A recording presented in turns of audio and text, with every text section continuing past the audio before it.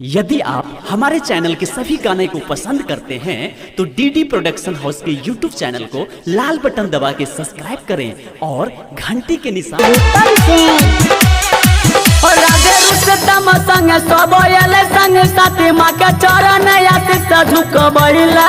तोरो पकड़ता दया कहबै छथिन महामाया चला चला नयरजी लगबैला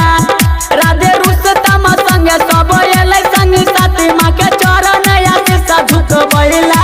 तोरो पकड़ता दया कहबै छथिन महामाया चला चला नयरजी लगबैला सजल माँ के रूप छै जरबै धूमन धूप छै छतिन सुतला मदहन जगाए और डीजे वाला भाई डीजे वाला भाई दहमा दुर्गा के भजन लगाए। Recording by DD production house Sakri 97 084 45 722।